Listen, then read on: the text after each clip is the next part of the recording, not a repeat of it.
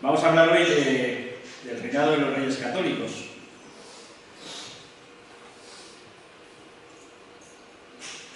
Y, como bien se ve, mi idea original era mucho más amplia, intentar hablar no solo de los Reyes Católicos, sino de toda la etapa imperial.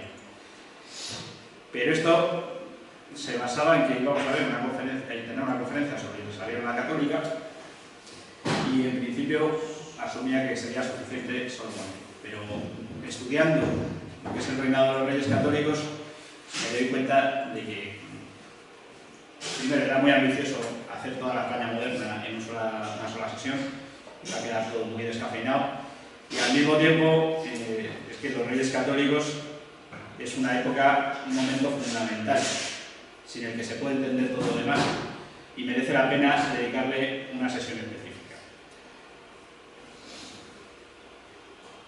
Y al final, pues va a ser este el resumen de la presentación. Vamos a tener la figura de los Reyes Católicos y todo lo que sucede a su alrededor, que, como bien se ve, no es poco. Desde el descubrimiento de América, quizás lo más importante, pero ese mismo año, 1492, conlleva la toma de Granada, la expulsión de los judíos, y después una serie de personajes que hay alrededor que dan para escribir, bueno, en 1492 da para escribir varios libros. Luego hay personajes como el Gran Capitán o Cisneros o Nebrija, que también requerirían su propio libro, y eventos que son menores pero que también suceden en esta época, como es la unificación de toda España, incluyendo Navarra, todas las Canarias, Melilla, o sea, el mapa que hoy conocemos como España queda configurado precisamente en esta época. Bueno, ¿qué problemáticas, siguiendo con la manera de empezar del resto de programas, del resto de sesiones, qué problemática nos vamos a encontrar? En este caso, a diferencia de los anteriores, es un periodo muy corto. O sea, la Reconquista son 800 años, pues aquí vamos a centrarnos en 50 años. Pero al mismo tiempo, tremendamente intenso. Como siempre, vamos a tener reyes, santos, batallas. Santos pocos. Aparentemente, en este momento, hay muy pocos santos como tal, santos de altar. Pero ya vamos a ver que es fundamental la labor de Cisneros, cómo va a configurar la Iglesia española y los frutos que va a dar 50 años más tarde. En cuanto a las fuentes, pues todo lo contrario que cuando empezábamos. En la Edad Antigua no hay apenas fuentes y son muy inaccesibles. Aquí es todo lo contrario. Tenemos muchísimas fuentes accesibles, porque ya el latín va desapareciendo, va pasando a un segundo plano, y ya empezamos a tener español. Y lo pongo así en mayúsculas con la bandera de España, porque dominio del lenguaje, ¿no? Ahora lo llamamos castellano. El castellano fue hasta precisamente con Nebrija, que se convierte ya en la lengua de toda España. E incluso el arte, que también es una fuente que podemos analizar. Y las nuevas disciplinas pues tienen un papel más complementario. Aquí sí que hay estudios arqueológicos, incluso forenses, vamos a ver algo de genética, pero tiene una labor muy secundaria, porque la fuente principal de la historia, lo que son las fuentes escritas, pues están muy desarrolladas y son accesibles. El problema, que hay que ir a los archivos, hay que saber buscar y hay que perder tiempo en leer. Y al final la historia se hace en base a las interpretaciones que hacen los historiadores, las fuentes secundarias, que es lo que solemos leer todos los demás. Y la conexión con la historia universal, pues en este tiempo básicamente es que la historia de España es la historia universal. Sobre todo en los reinados de Carlos I, Felipe II, la equiparación es total, pero ya se empieza a configurar el reinado de los Reyes Católicos, que pasa de ser una nación importante en España, en Europa, y la explosión es brutal. Acaba el reinado de los Reyes Católicos configurándose ya un imperio como no había conocido el mundo. Y en cuanto a la leyenda negra, pues no lo pongo en pequeñito, es que aquí es el origen de la leyenda negra. O sea, esta es lo que conocemos de verdad como leyenda negra, y todas sus ramas tienen su inicio precisamente en el reinado de los Reyes Católicos. Continuando con este estudio, ¿no? este análisis de la historia como elemento de poder, a la pregunta que nos hacemos siempre, si hay leyenda negra en la Edad Moderna, ya hemos respondido que sí. Y la razón es esta, porque el concepto central de la Edad Moderna es el clímax de la cristiandad. de una sociedad políticamente organizada en torno a la religión cristiana, y aquí se va a producir el cisma protestante, para luego la diferencia de la sociedad católica. Y no solo es que se vea que existe la posibilidad de organizar la sociedad en torno a las ideas cristianas, a los valores de nuestro Señor Jesucristo, sino que se ve que es un sistema completamente viable e incluso más perfecto del que nos ha legado la Ilustración, que no es más que la cristalización del protestantismo en una nueva civilización, que es la civilización en la que vivimos hoy, la civilización capitalista, básicamente. ¿Vale? Entonces, realmente la Edad Moderna es el contrapunto del mundo en el que vivimos ahora. Es la plenitud de la civilización católica, y España, dentro de ello, representa como nadie el proyecto político cristiano. La historia de España demuestra que otro mundo es posible. ¿Cuál es la situación final que busca esta leyenda negra? Pues dar la vuelta a la realidad. Luego hay que demonizar el catolicismo y hay que demonizar el legado español en el mundo y particularmente en América. Pasamos de esa imagen, que además hablaba antes del arte, ¿no? Por ver simplemente cómo se puede representar lo mismo dando una imagen completamente distinta. Los reyes católicos en una pose regia imperial, y estos reyes católicos, esa Isabel, que sale con una cara de pocos amigos, que desde luego no es lo que nos cuentan las fuentes. Cuando murió Isabel, el pueblo se puso de luto. O este libro más reciente, quito el autor, pero simplemente cómo intentamos desprestigiar o ridiculizar a los mejores gobernantes que ha tenido desde luego la historia de España, y en el caso de Isabel me atrevo a decir de la historia del mundo. O sea, que después de la Virgen María no se me ocurre una mujer que haya tenido tanto poder y tanta influencia como ha tenido la reina Isabel de Castilla. ¿Y cuáles son los objetivos de esta leyenda negra? Pues particularmente la expulsión de los judíos. Luego intentaré culebrear un poco para no repetir tanto el término, porque es un término que incluso hoy en las redes sociales enseguida salta la chicharra y te pueden censurar un vídeo. La conquista de América, la Inquisición, el tema de la unidad de España, que también se les niega que hayan sido ellos los que hayan unificado España, y esta primera globalización, porque va todo mucho más allá de América. Al final es lo de siempre, dar la vuelta a la persecución de los cristianos a las persecuciones a los otros. Y volviendo a esta diapositiva, haciendo un resumen para empezar. Al hablar de los reyes católicos tenemos que irnos al ocaso de la Edad Media, de 1460, para terminar ya con la llegada de Carlos I en 1517. Esos 50 años desde el matrimonio de Isabel y Fernando hasta la muerte de Fernando, pues suponen un cambio radical. La primera fase es la llegada al poder de alguien que no estaba destinado a ello, como es Isabel, que llega antes que su marido. Ella es coronada reina 5 años antes de que lo sea Fernando. Se van a ir poco a poco consolidando en el poder, partiendo de una situación muy poco envidiable, con la nobleza siendo prácticamente tenedora del poder en todo Castilla, unas arcas quebradas, un poder estatal, un poder regio reducido al mínimo, y poco a poco, de una manera sostenida y sin pausa, le van a dar la vuelta hasta dejarle, bueno, hay una fase de consolidación que va desde el final de esa guerra civil de 1479 hasta 1492, hay luego otra fase más de expansión desde esas fechas hasta la muerte de Isabel la Católica, y ahí entramos en un periodo de crisis en el que Fernando, que tiene mucha peor fama que su esposa, pues va a ser el que mantenga el orden y mantenga el timón fijo, aunque muchas veces la historiografía nos quiere hacer ver lo contrario. Bueno, vamos ya a los comienzos.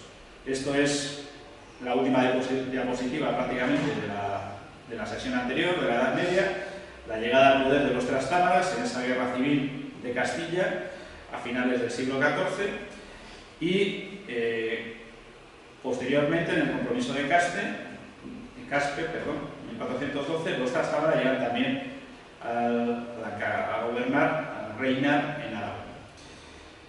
El padre de Isabel la Católica es Juan II.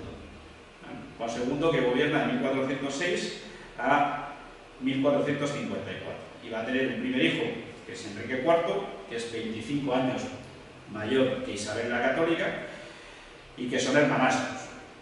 No se llevan especialmente bien, pero esa figura de Enrique IV, el hermanastro, pues va a estar siempre influido por la alta nobleza, probablemente también por esta comunidad de otra religión que teníamos por ahí, y el gobierno, su poder, se va a ir concentrando primero en Álvaro de Luna, luego será asesinado y al final, bueno, pues este es una representación de Enrique IV, vestía a la manera musulmana, no tenía descendencia. Bueno, la situación de Castilla, pues, como ya comentaba, era de un conflicto político permanente, la nobleza aprovechándose de la debilidad del rey. A Enrique IV se le conoce como el de las mercedes, de los muchos regalos que les iba dando.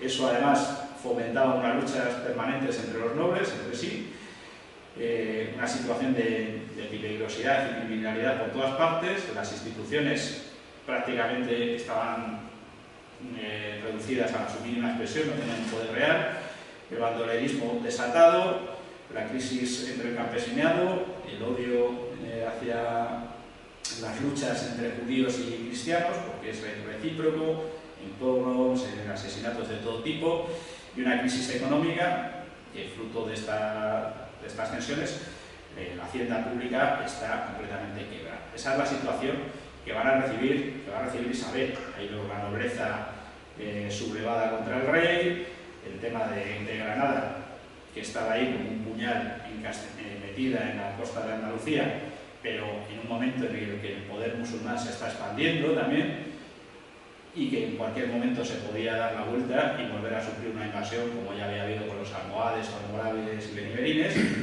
Y toda esta es la situación que se encuentra el pueblo llano,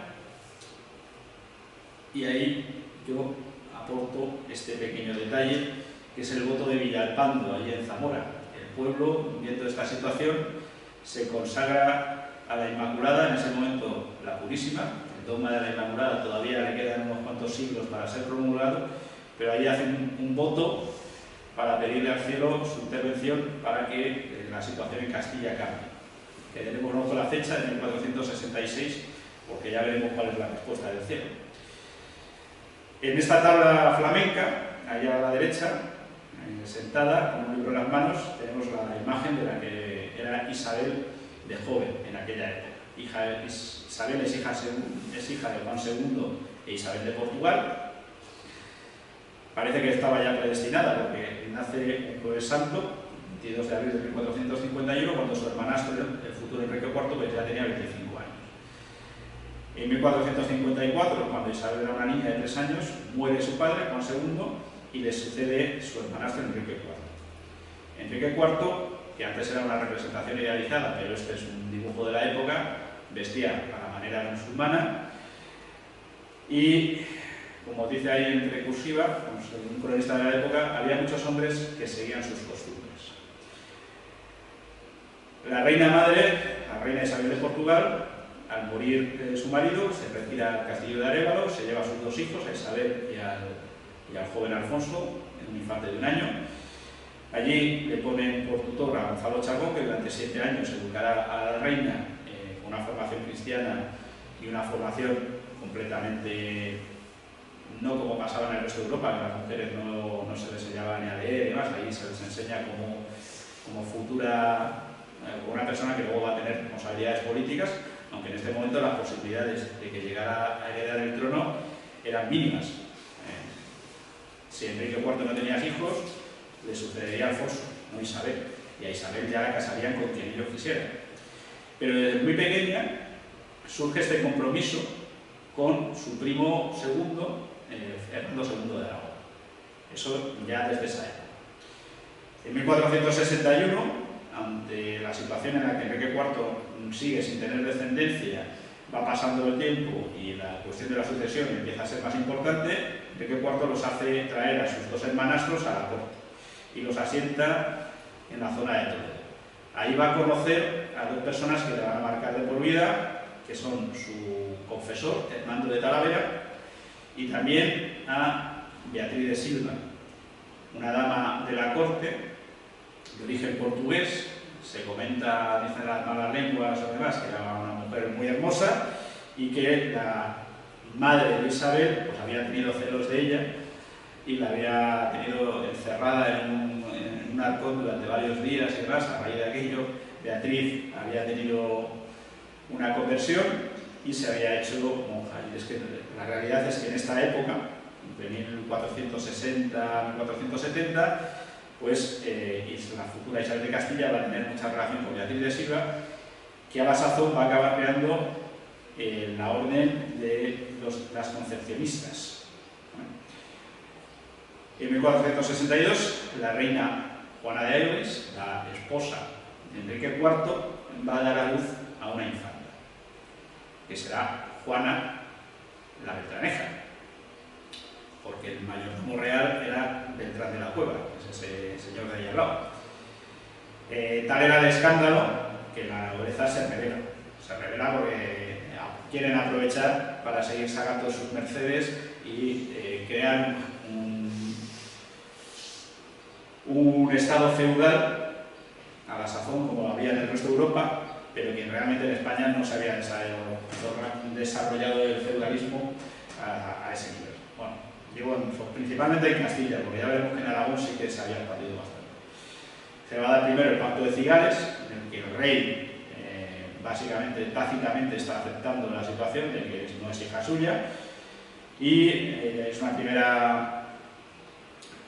primer pacto con la nobleza para evitar que las cosas vayan mayores, y se empieza a plantear el matrimonio de Isabel, en este caso con el rey de Portugal, pero el rey de Portugal era 25 años mayor que ella.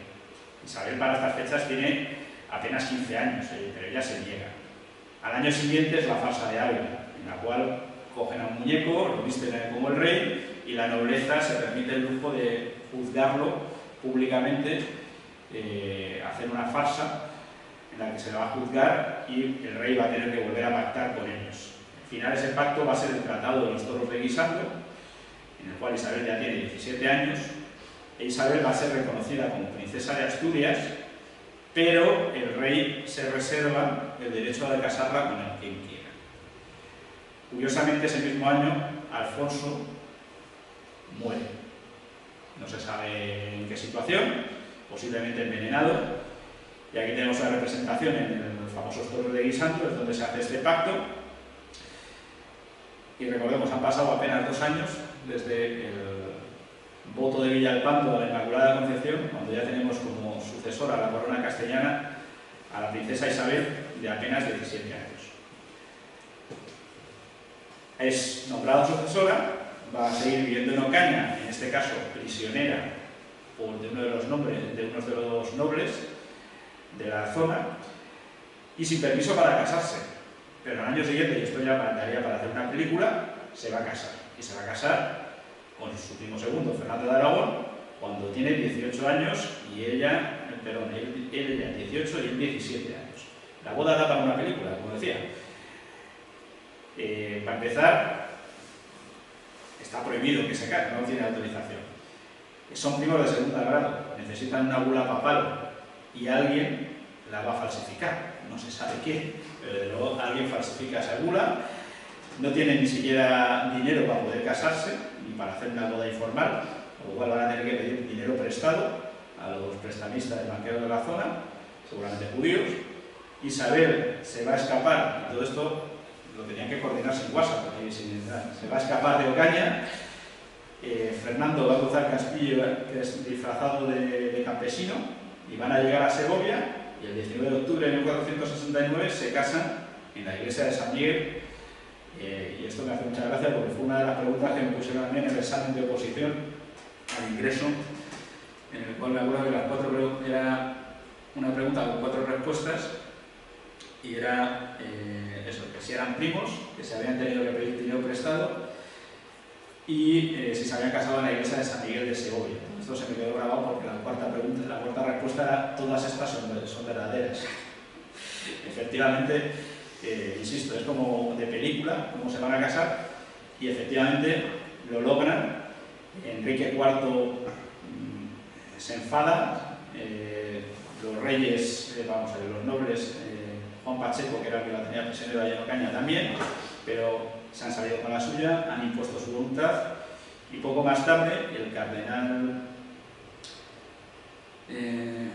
Borgia, Alejandro Borgia, español, negocia con el Papa una bula, esta vez ya autorizando este matrimonio, y se regulariza la situación, y ahora, años más tarde, Alejandro Borgia acabará siendo el Papa que esté en la época del Gran Capitán.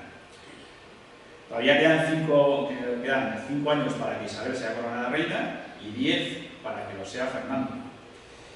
¿Qué va a pasar cuando muere Enrique IV? Pues Isabel, ni corta ni perezosa, se declara reina y gran parte de la nobleza acepta la nueva situación, pero otra parte no. Otra parte lo que quiere es mantener todas las ganancias que han logrado con Enrique IV, y se ve que con Isabel no va a ser tan fácil. Buscan el apoyo del rey de Portugal. El rey de Portugal pretende que sea Juana, la Beltraneja, la reina, la heredera de Enrique IV. Y que pasa una guerra civil, pero con un marcado carácter internacional. A Juana le va a apoyar Portugal y a Isabel, evidentemente, Aragón, pero también Granada y también Inglaterra, porque como a Juana le apoya Francia, Inglaterra pues se pone en el lado contrario. Va a empezar con una invasión terrestre. Alfonso V desde Portugal invade Castilla por la zona de Zamora, y al año siguiente se da la batalla de Toro. La batalla de Toro, tácticamente, pues no es que tenga gran cosa, es una batalla medieval en la que ya aparece las fuerzas de artillería, la pólvora empieza a tener una importancia, una gran importancia. La batalla de Toro es indecisa a nivel táctico, pero supone que Alfonso V se repliega a Portugal y que el bando de los juanistas se vaya desintegrando. Al año siguiente, prácticamente la nobleza ya no puede poner un frente común, y los reyes católicos se van a ir imponiendo poco a poco. Se va a producir una pausa estratégica en las operaciones terrestres, hasta que en el año 479 Alfonso V vuelva, esta vez por Extremadura, a hacer una nueva invasión. Y curiosamente, aquí va a empezar a descollar un joven, Gonzalo Fernández de Córdoba, de la misma edad que los reyes católicos, y que todavía pues, va a estar en esta guerra como un caballero más, a la manera medieval, luchando en primera línea, pero ya empieza a descollar, ya empieza a hacerse notar. Y lo que yo no conocía, pero que es también fundamental, es que durante esa pausa, entre 1476 y el 79, la guerra se va a trasladar al Atlántico. Portugal ya había terminado la reconquista antes que Castilla y se había hecho a la mar. Y esta guerra se va a luchar en sitios tan alejados como Guinea. Portugal ya había colonizado las Azores, había llegado a Madeira y había empezado a descender por África, intentando llegar a la zona de las especies, y se habían encontrado en Guinea con una zona donde económicamente pues, había esclavos, había oro y había dinero. Entre 1475 y 76, un poco a su libre albedrío, los navegantes de Huelva van a empezar a hacer sus expediciones por allí, y ya en 1478 la corona va a organizar una gran expedición que va a tener dos objetivos: por un lado van a Gran Canaria y por otro a Mina de Oro, que está en Guinea. La de Gran Canaria va a dar origen a la invasión de la isla y su toma a lo largo de 3 o 4 años, pero la de Mina de Oro pues, va a conseguir primero derrotar a los portugueses que había allí, hacerse con un buen botín.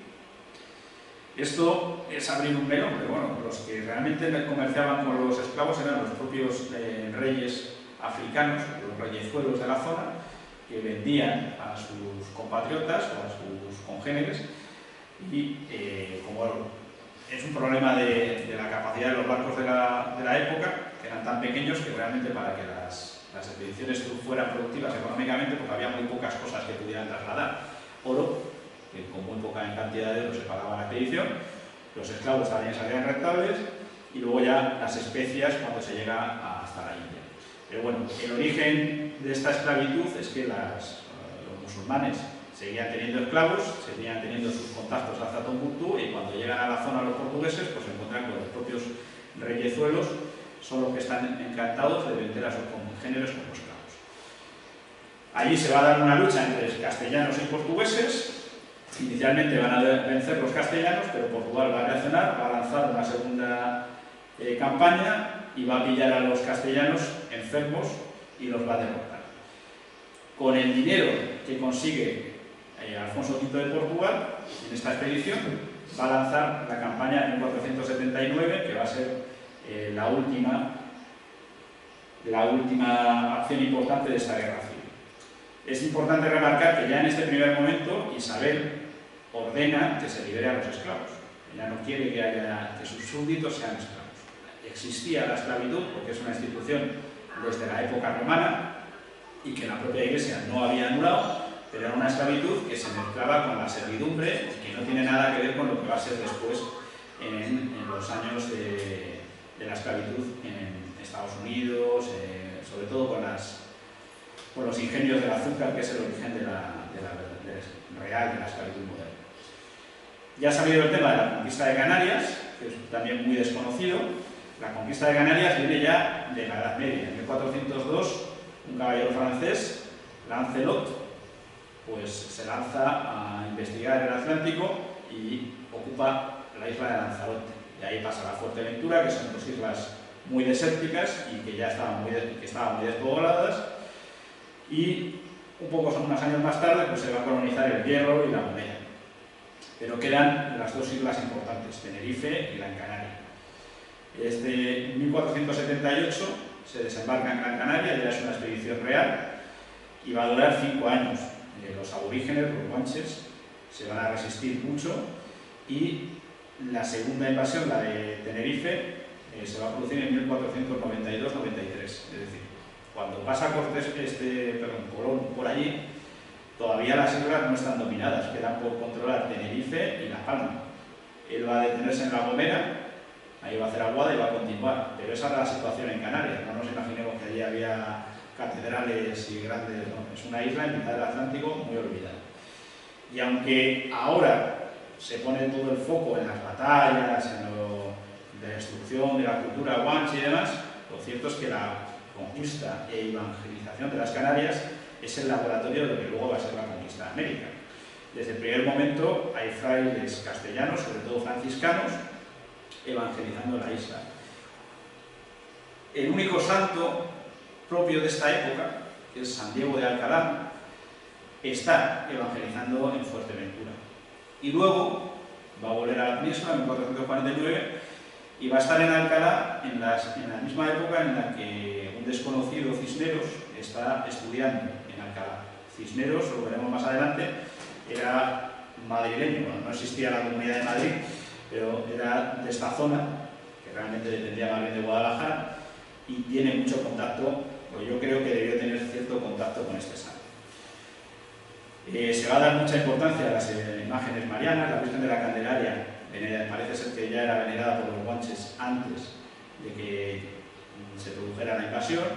Se van a fundar muchísimas iglesias, ermitas, va a haber muchos conversos y va a haber muchos, este es el Fray Diego de Alcalá, y pese a esta imagen de los guanches defendiéndose y convertidos en figuras de la política de ahora mismo en Canarias, esas imágenes de los supuestos reyes guanches, que es la imagen central que tenemos aquí, curiosamente las han puesto enfrente de la Basílica de la Candelaria, pero pese a esa imagen va a haber otros muchos guanches que se van a convertir por las buenas y que van a mediar para que la conquista sea lo más pacífica posible.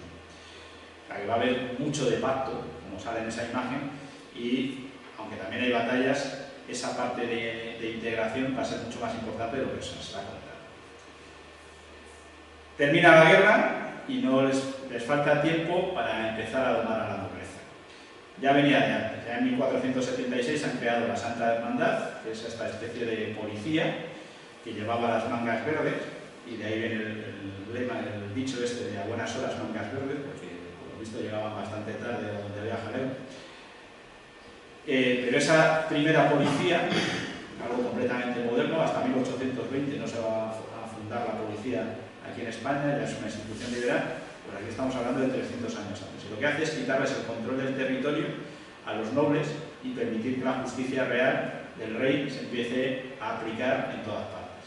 Y aparte, a los nobles que se sublevan, pues se les aplica este correctivo que es el desmochar las torres. Por eso hay tantos topónimos aquí en España, castillos que se conocen como de la Torre Mocha, porque fueron nobles que se sublevaron contra los reyes y los reyes aprovecharon la aparición de la artillería, que era carísima, que no podían permitirse los nobles, pues son los reyes los que van a ser capaces de crear esta artillería y utilizarla para degradar estas murallas, porque hasta que aparece la pólvora lo que se busca con las murallas es hacerlas lo más altas posible para que no las puedan saltar. A partir de que aparece la artillería, esas murallas dejan de ser útiles porque con 4 cañonazos se abre una brecha. Entonces lo que hacen los reyes es eso, dejarles muy claro que ellos tienen medios que los nobles no tienen. Y en 1480 convocan las Cortes de Toledo y les hacen pasar por el van a nombrar corregidores por encima de las instituciones de los municipios para controlar que los municipios hacen lo que los reyes quieren. Van a ir profesionalizando el gobierno y eso se traduce en que la nobleza pierde poder. Van a crear las chancillerías para impartir justicia directamente y van a empezar un proceso de revisión de todas las mercedes que les había dado Enrique IV, pero que se realiza con justicia. No es tabla llana, todo lo que hizo mi hermanastro está mal, no. Una a una se van a ir revisando y se van a mantener aquellas que se juzgan positivas para el pueblo, todas las que fueran dedicadas a construir hospitales y a distintas actividades se mantienen, pero las otras no. Y eso, dirigido por Alfonso de Quintanilla, se va a traducir una reorganización del tesoro, de la hacienda pública, que va a permitir el siguiente paso, que es iniciar la conquista de Granada. Otro punto importante es que cuando ya esto está organizado en Castilla, Fernando lo va a aplicar también en Aragón. Y la sentencia más conocida, la sentencia arbitral de Guadalupe, en la cual se va a poner fin a las guerras de remensa de los valleses contra sus nobles y se va a poner fin a los malos usos catalanes, que sí que eran verdaderamente leyes de tipo feudal, en las cuales, pues hombre, el tema del derecho de prepara no está 100% demostrado, desde luego no era una ley aprobada, pero es posible que hubiera excesos hasta de ese tipo. Todo eso lo va a poner fin Fernando el Católico, incluso con la mala fama que tiene ahora mismo. Y van a pasar seguidamente, buscando esa unidad, a la unidad religiosa. Y aquí aparece otro tema importante que es la Inquisición. Pero para entender cómo surge la Inquisición tenemos que volver a lo que ya hablamos en la sesión anterior, que es el problema de convivencia que había entre las dos religiones que quedaban en Castilla. La Guerra Civil Castellana, 1360, 1369 y demás, ya está completamente influida por los consejeros que tiene Pedro el Cruel, para otros Pedro el Justiciero, y que están haciendo que esa pequeña comunidad tenga un poder político muy superior al que le corresponde por sus números. Estoy hablando del siglo XIV, no estoy hablando de la actualidad de otro país al norte de América. Esto ya pasó aquí en Castilla. Aquella guerra civil se solucionó, ganó la Casa de Trastámara, pero ellos habían financiado a los dos bandos, con lo cual, aunque pierda uno, el otro también está en mi lado. Y aquí fue el tema de San Vicente Ferrer predicando la conversión y hablando de que era necesario que este grupo fuera convertido porque se iba a generar un problema muy serio. Es la disputa de Tortosa, de la fase final del siglo XIV. Muchos se convierten voluntariamente y surge el problema del criptojudaísmo, que está atestiguado y conocido por ellos mismos. Y aquí ya nos encontramos en que es imposible distinguir entre cristianos nuevos y cristianos viejos si lo son verdaderamente o lo son falsamente. Por lo cual, es el problema de que los empiezan a ver por todas partes y se hace necesario que aparezca esta Inquisición.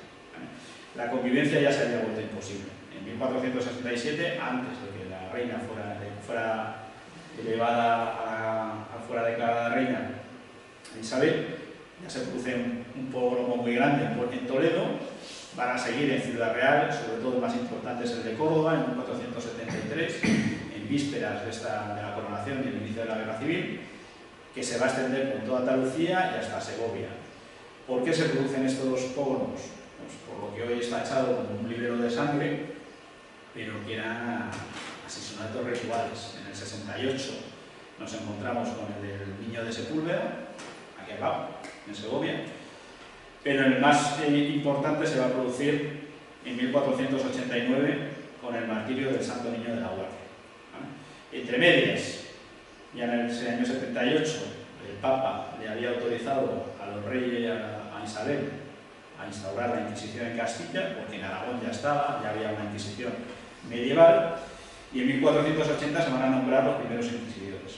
¿Qué va a pasar con estos inquisidores? Pues bueno, en Andalucía entra y se decreta una expulsión parcial, pero va a tener muy pocos efectos, porque se bautizaban y ya no se les expulsaba. En Teruel se niegan a que entre el inquisidor. Fernando el Católico tiene que movilizar un ejército para forzarles a que lo acepten. Y en 1485, San Pedro Arbués, el inquisidor de Aragón, es asesinado en Zaragoza. En 1489 se produce este martirio del Santo Niño de la Guardia, que va a ser descubierto unos años más tarde. Si entramos a leer los documentos de este crimen, pues encontramos en que están, se sabe los nombres y apellidos del niño, de los padres, de los 11 que participaron, quiénes eran, dónde estaban, está todo. O sea, es muy difícil que alguien se haya inventado esto. El niño se llamaba Alonso de Pasamontes. Era hijo de Alonso Martín de Quintana, de Juana de Maguindalera. Había el médico de Tembleque, Luz Arrazarte, experto en sortilegios, Benito García de las Mesuras, bautizado y que fue, es decir, era un converso, pero era quien había raptado al niño, o el zapatero de Tembleque, el que luego los confesó. Bueno, y entre ellos también estaba incluso el sacristán del pueblo de la Guardia, Juan Gómez. Bueno, quiero decir que aunque ahora mismo se tacha de que esto no sucedió y que son mentiras y demás, las fuentes primarias están ahí y son bastante explícitas. Esto no quiere decir que todos participaran, toda la religión, todos participaran de esto, pero que había unos grupos muy extremos que hacían este tipo de cosas y que evidentemente cuando se conocían pues provocaban unas reacciones populares, que estamos hablando de la Edad Media. La tortura era normal, en fin, no podemos juzgarlo con los hechos habituales. Todo esto va evolucionando, evidentemente cuando esto se conoce y demás, pues llega al punto determinante que es la expulsión de Castilla y de Aragón, que se ordena un 31 de marzo. ¿Qué estaba pasando? Pues que desde que se crea la Inquisición, hacia 1480 hasta 1492, también se habían dictado muchas sentencias y penas de muerte. La Inquisición se habla de que en los 300 años de historia tiene en su haber pues, la ejecución de 3.000 penas de muerte. Si eso lo comparamos con cualquier otro tribunal de la época que tuviera que ninguno tuvo una jurisdicción prácticamente universal como tenía la Inquisición, pues es nada. La pena de muerte estaba aceptada y me acuerdo que Elvira Roca Marea hacía cálculos de que si la Inquisición hubiera tenido los mismos ratos de condenas que por ejemplo Calvino, pues estaríamos hablando de millones de penas de muerte. Enrique VIII en Inglaterra en unas semanas asesina a 3.000 católicos en Inglaterra. Entonces todo esto hay que ponerlo en perspectiva y comparar. Y además de esas 3.000 penas de muerte, pues prácticamente la cuarta parte o tercera parte se producen en esos 10 primeros años. Con lo cual la expulsión es en parte una medida para acabar con esta situación. Es decir, mira, el que quiera que se convierta, pero que se convierta de verdad, y si se convierte y se queda aquí, que sepa que la Inquisición lo va a vigilar, y el resto, que se vaya. porque había muchos que se convertían de buena fe, pero luego sus familias les presionaban, no sé qué, y acababan por bien. Entonces, al final, aunque parezca duro decirlo, fue una medida para evitar que continuaran estas luchas y continuara este derramamiento de sangre. Insisto con la importancia de esto del Santo Niño de la Guardia, que para mí no es un mito, eso está ahí dibujado en la Catedral de Toledo, el rapto y luego el martirio. Y hay que tener en cuenta que, aunque se les expulsa, la expulsión es relativamente ineficaz. La mayor parte, bueno, primero que muchos se convierten voluntariamente y se someten a la Inquisición. Lo que más les duele es que no salen de España ni la mitad de los que vivían aquí. Pero los que se van a los sitios más cercanos, a Navarra y a Portugal, donde no hay Inquisición. Y ya llegan y se cambian los nombres. Y entonces ahora tú descubres quiénes son. En el 96 se crea también la Inquisición de Portugal y en esta vez se van ¿a dónde? A Holanda, a Flandes, al norte de Europa. También muchos al Imperio Otomano y eso ya los perdemos. Pero bueno, luego volveremos sobre ello. ¿Qué está pasando entre medio? Habíamos dicho que Alonso de Quintanilla había dejado ya una hacienda solvente. Queda un ejército poderoso después de la Guerra Civil Castellana y encima que domina la técnica, la tecnología de la época, que es la pólvora, la artillería. O sea, Francisco de Madrid ha conseguido crear un cuerpo de artillería muy poderoso. En estas fechas tan solo Francia tenía algo parecido. Tenemos la herramienta y tenemos un objetivo, que es Granada. Para unificar a toda la nobleza castellana, lo que se decide es lanzarse contra Granada. Y curiosamente, bueno, no va a ser el iniciador de la guerra, no va a ser Fernando el Católico, va a ser van a ser los musulmanes los que lancen una primera campaña sin saber que la respuesta va a ser decisiva. El hueso de Granada no era tampoco fácil. Tenía un ejército de caballería ligera de 7.500 hombres, mucha infantería ligera adaptada a una zona tremendamente montañosa, una zona terriblemente fortificada y siempre la amenaza de que podían recibir el apoyo del norte de África. Pero la determinación de los reyes católicos es férrea. El ataque de los musulmanes contra Zahara se va a ver contrarrestado rápidamente por la toma de Alhama y una primera fase de escaramuzas, en las cuales se va a ver que la guerra medieval no sirve. La guerra medieval era básicamente nos reunimos en primavera para combatir en verano y estar de vuelta para recoger las cosechas y poder sembrar y poder todo esto. No había un poder estatal que pudiera mantener ejércitos combatiendo los 12 meses del año. Ahora sí, con esas reformas económicas, los reyes católicos sí que tienen la capacidad de levantar un ejército que ya no se va en invierno, se quedan allí y siguen avanzando. Van a empezar primero con la conquista del occidente, contra Ronda, Vélez Málaga y finalmente Málaga en 487, y aquí ya se va a ir viendo la superioridad logística y artillera de los reyes católicos, ese rodillo, el metro que toma, metro que no cede. Una tercera fase para completar el aislamiento de Granada, que es básicamente atacar la provincia de Almería, Baza, Guadix, Almería, y finalmente el asalto final contra Granada, empezando por la presión en La Vega, creando un campamento en torno a Santa Fe y logrando la rendición en 2 de enero del 492. 2 de enero, que es precisamente el día en que la Virgen se apareció en el Pilar, en Zaragoza. Se celebran las dos cosas, la toma de Granada y la visita de la Reina del Cielo a Zaragoza. Murieron muchos nobles, ahí tenemos, gracias a esto, pues, el sepulcro del doncel de Sigüenza, obra culmen del gótico castellano. Hazañas como la de Pérez del Pulgar, que era un auténtico predecesor de las operaciones especiales, saltan la muralla de Granada, se cuelan por la noche y clavan en la puerta de la mezquita mayor un documento que pone Ave María con su propia daga. Y aquí sí que el gran capitán va a alcanzar una fama merecida. En tanto Pérez del Pulgar como él son los dos grandes generales que van a salir de esta guerra. ¿Qué se encuentran los reyes católicos? Por lo que comentaba Oliver en la esclavitud. Había al menos, hay 700 cristianos presos en lo que es la ciudad de Granada. Si hablamos de todo el reino de Granada, son bastantes miles, que van a ser liberados. Como existía la esclavitud, pues algunas de esas ciudades, las que no capitulan, pues se arriesgan también a caer en la esclavitud y que se repartan y demás. Pero bueno, va a ser una cosa menor comparado con lo que tiene, con lo que se encuentra en él. Estos cristianos son liberados, sabemos qué sucedió porque tenemos ahí las cadenas. Esto es Toledo, ahí se ve el nombre ahora de San Juan de los Reyes, y ahí tenemos las cadenas de los cristianos ofrendados en esa... Siguiendo con lo que había pasado, que estamos hablando, esto sucede el 2 de enero, capitula la ciudad de Granada, y el 30 de marzo se ordena la expulsión. Se va a retrasar la expulsión durante unos meses, se le va a dar ese tiempo, y el 30 de julio finaliza, que va a coincidir con la salida de las carabelas hacia América.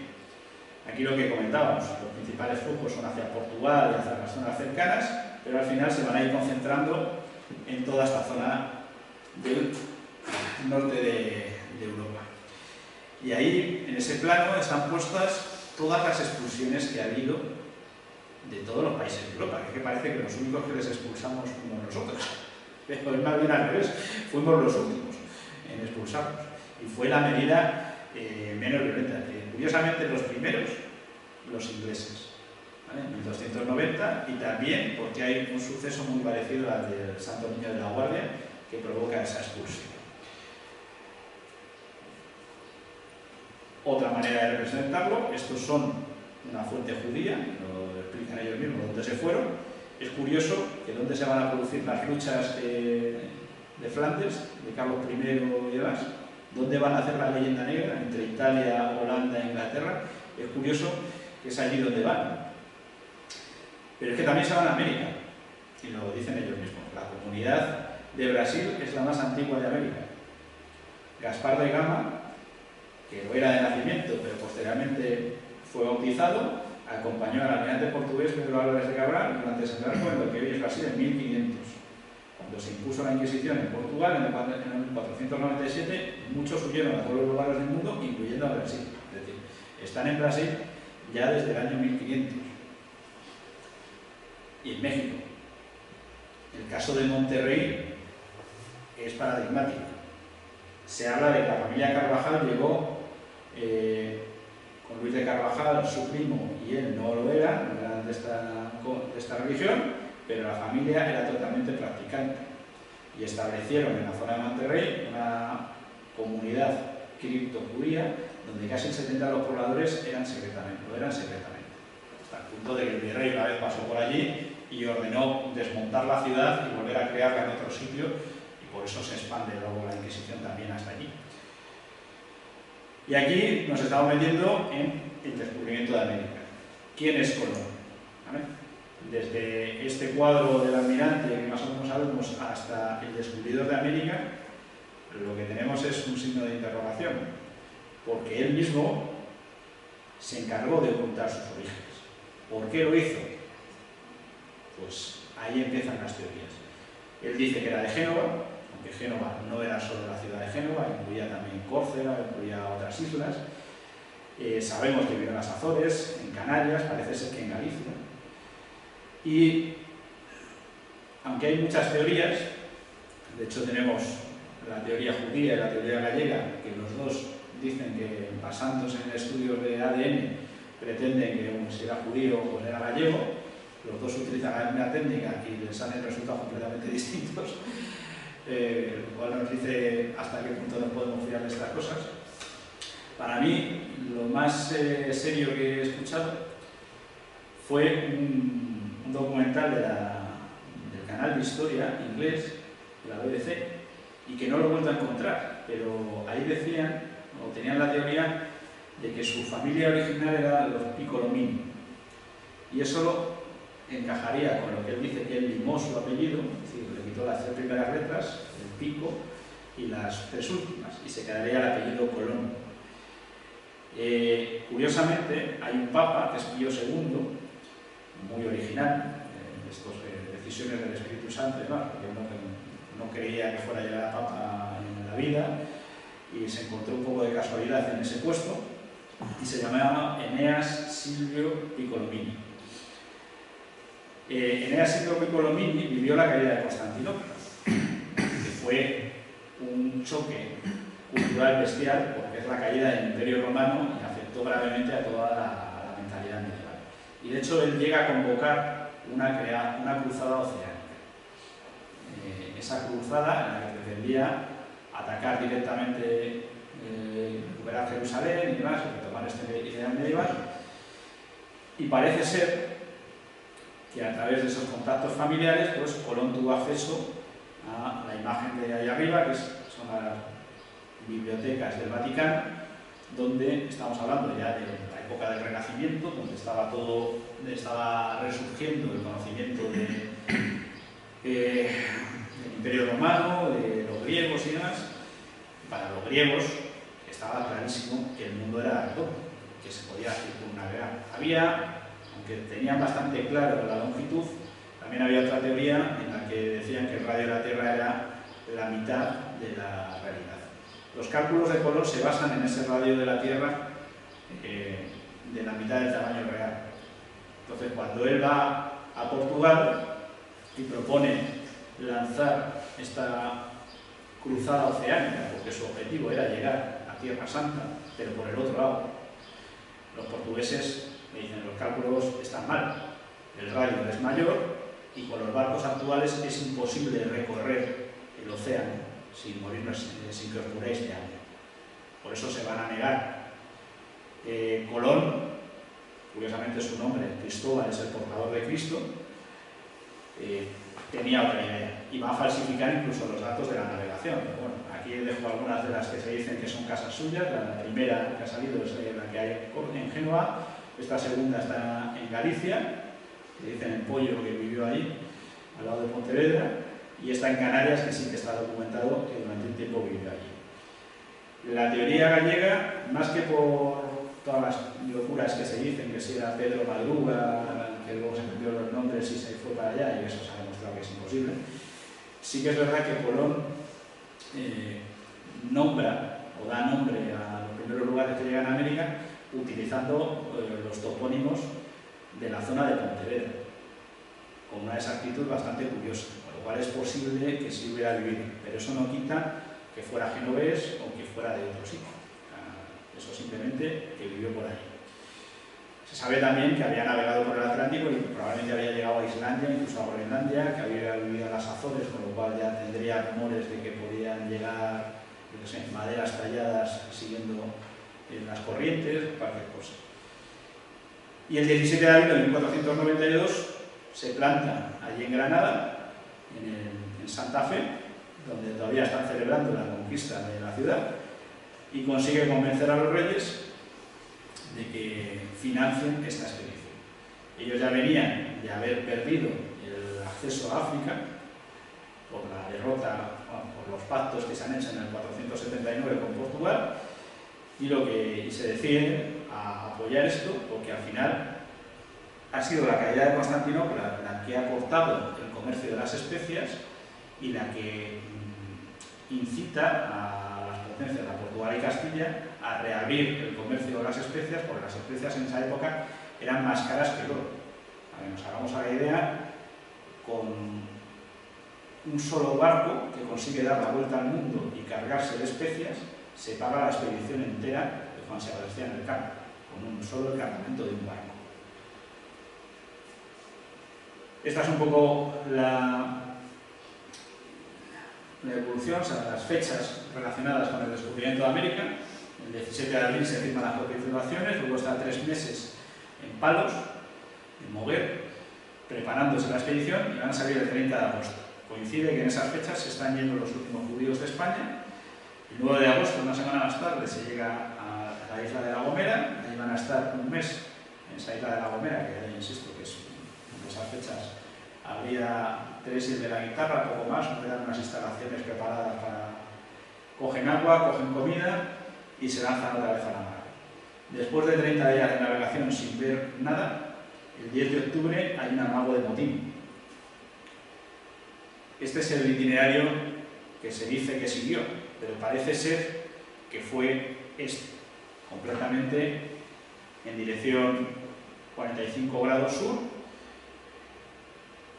Es a esta altura, por aquí, donde se produce ese amago de morir, y a partir de ahí va a ir falsificando los datos, ¿vale? Va a ir mintiéndoles y apuntando en menos distancia de la que se va a hacer. Pero bueno, gracias a Dios, 2 días más tarde se ve tierra.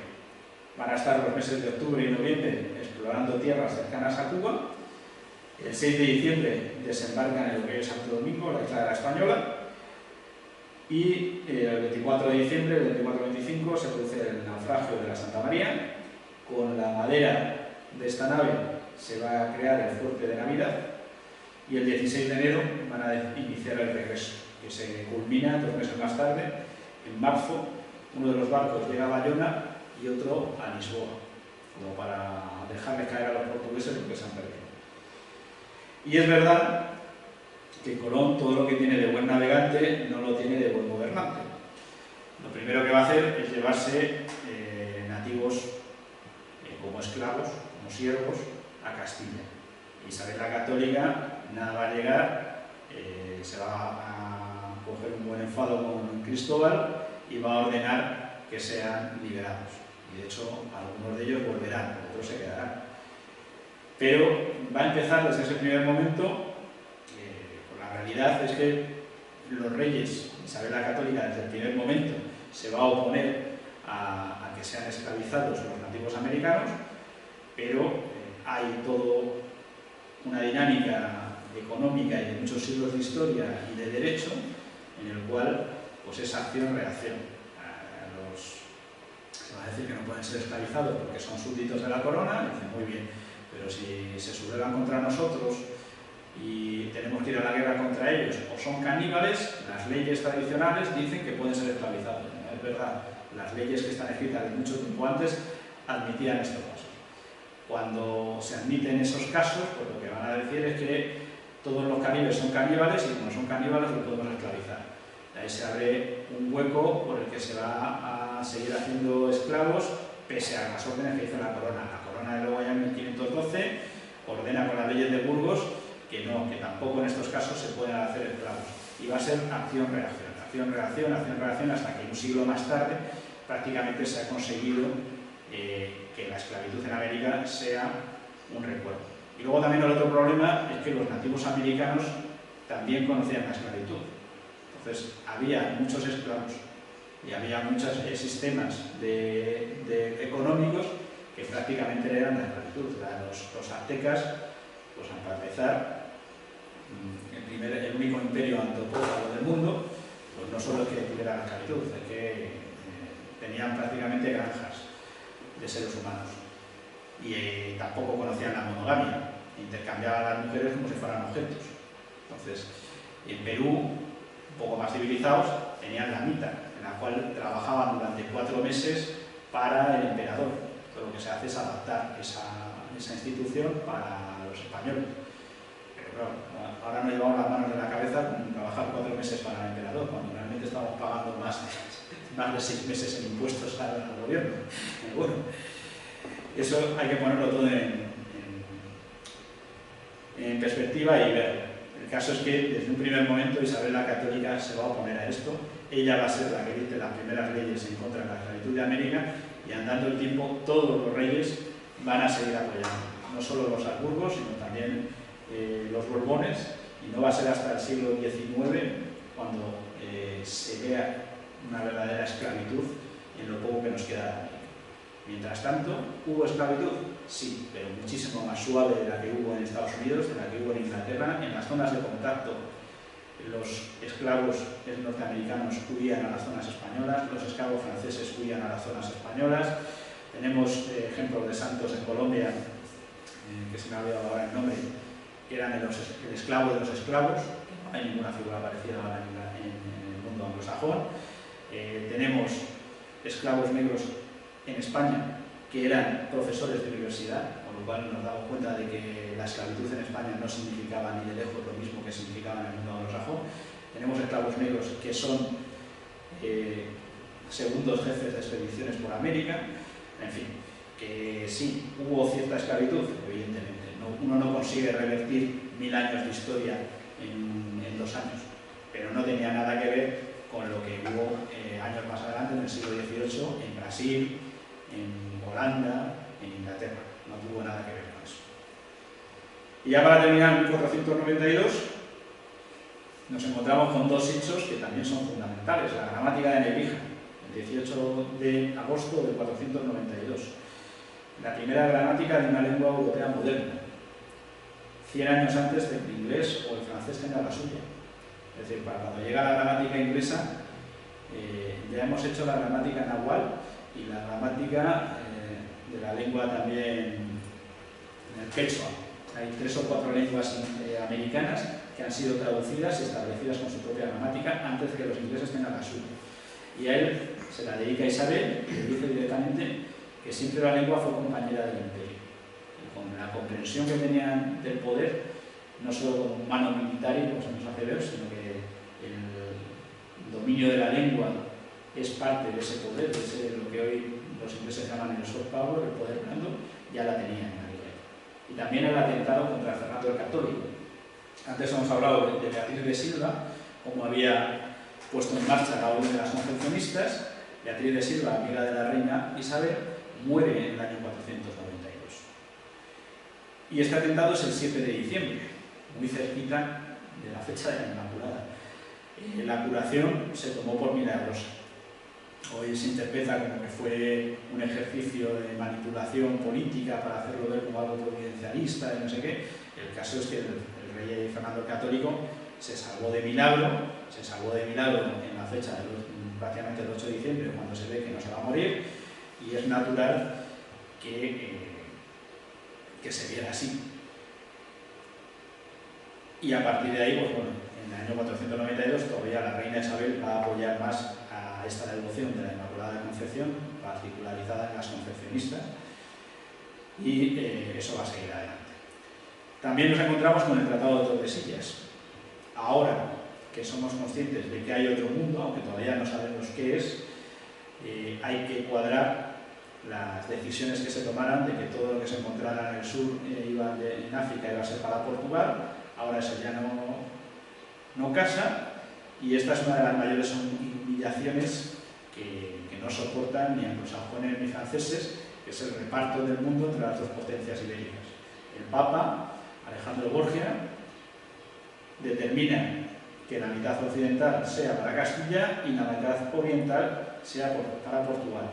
Pero lo determina en razón de que sean evangelizados, para llevar la fe a esas tierras, no por capricho, por explotación y demás.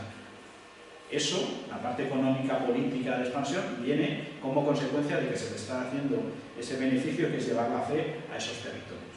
Y eso los reyes católicos, sobre todo Isabel, lo tenía muy claro. ¿Vale? Luego se va a ir moviendo la línea, a razón de que se mueva esas 370 leguas, va a permitir que Portugal entre en lo que hoy es Brasil, pero bueno, esa es la distribución. Luego también, por el otro lado, en Indonesia, curiosamente son las Islas de las Especies, y ahí también va a haber guerras, pero ya lo veremos más adelante. Portugal había seguido expandiéndose, ha conseguido ya en el 488 cruzar el Cabo de Buena Esperanza, el Cabo de las Tormentas, y rápidamente, en el año 98, van a llegar a la India. Van a llegar a empezar ese comercio de las especias. Esa ruta va a ser económicamente mucho más importante que la de América, que en aquel momento, en el 498, todavía no se sabía lo que había ahí. Portugal va a ser, durante mucho tiempo, una potencia mucho más rica que Castilla, y mucha menos población, pero económicamente más potente. Bueno, la política matrimonial de los reyes católicos. Esto puede ser lo único que a la larga les saliera mal. La política matrimonial tiene 2 objetivos, básicamente: lograr la unidad peninsular, que se está diciendo ahora que no hubo una unidad de España, sino que es una unidad dinástica, porque no es lo mismo. Evidentemente no puedes anular siglos de historia en una generación. tiene que ser evolutivo, pero todas las acciones que toman, luego ocupar Navarra, acabar con Granada, además se ve que su ideal es culminar la Reconquista reconstituyendo el reino de los godos. Y les queda Portugal y dicen, no lo vamos a hacer por la guerra, lo vamos a hacer mediante matrimonios. Y los dos primeros, el de Isabel con Alfonso de Portugal y el de Juan, van orientados a eso. El de Isabel con Alfonso de Portugal va orientado a la parte portuguesa. El de Juan, perdón, iba a la unión con el imperio y lo mismo va a ser el de Juan. Juan con Felipe de Habsburgo y Juan con Margarita de Habsburgo. El problema de Juan es que va a fallecer prácticamente el primer año de matrimonio. Con lo cual se va a lograr la unidad, pero quedando en desventaja, porque el hijo, en principio el rey va a ser Felipe, el hijo de los dos se logra la unidad, pero pasan prácticamente los derechos a la rama de los Habsburgo, no se quedan en los Trastámara. Y a Catalina la casan con Arturo de Inglaterra, que vamos a ver muy rápidamente, y poco después con Enrique VIII de Inglaterra. Enrique VIII, que en esos momentos no era el monstruo en el que se va a convertir, ¿no? Enrique VIII en esos momentos pues era un rey católico más y va a ser una reina muy querida, la reina Catalina en Inglaterra. De hecho, Enrique VIII no va a atentar contra la vida de Catalina, atentará contra la vida de todas sus otras mujeres. Catalina se sabrá por el amor que le tiene su pueblo, por el amor que le pueda tener él de su juventud y también porque la figura de Carlos I, que es su sobrino, pues también está ahí y tampoco nadie se quería enfrentar. Y vamos aquí con otra figura también que habría que hacer una trilogía, varias películas, que es el Cardenal Cisneros. Cardenal Cisneros parece imposible una vida como esta.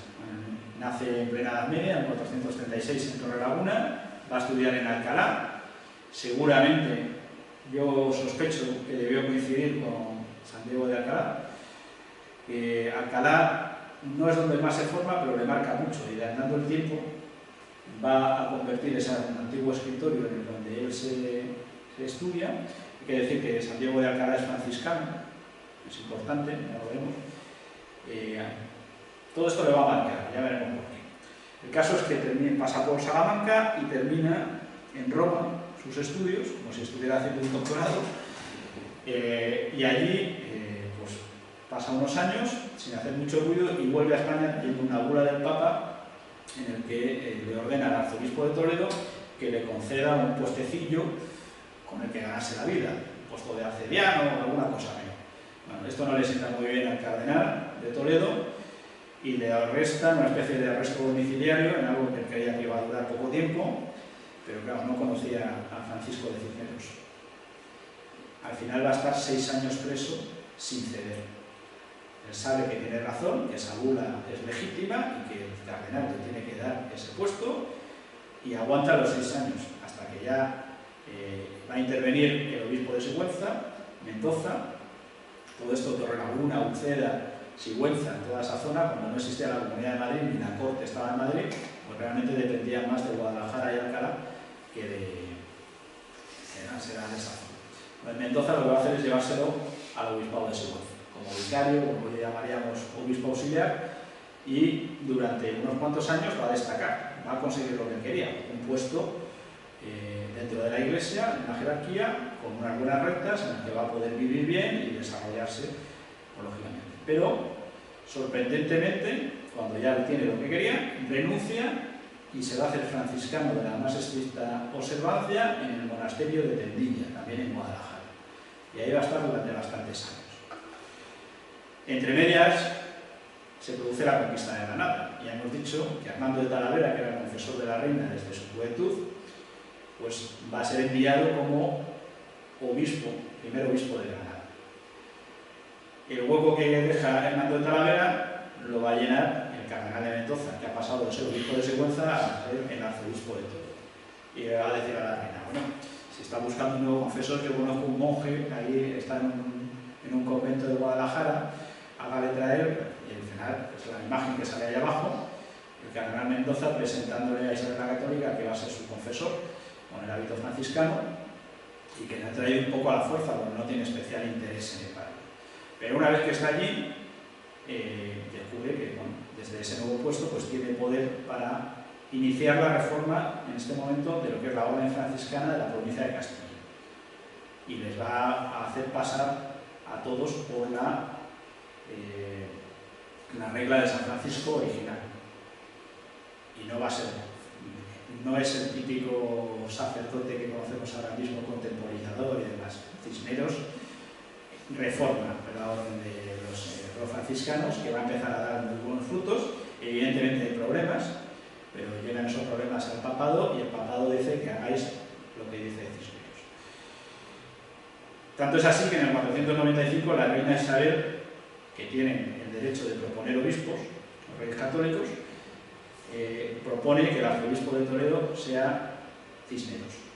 Cisneros, que ha renunciado a la riqueza y a los bienes materiales, se encuentra con que le dan el puesto más importante de la Iglesia en España, con unas rentas que superaban a la mayor parte de la nobleza.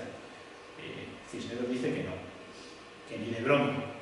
Otra vez tiene que ser el Papa el que le dice que o acepta o les comulga. Y acepta.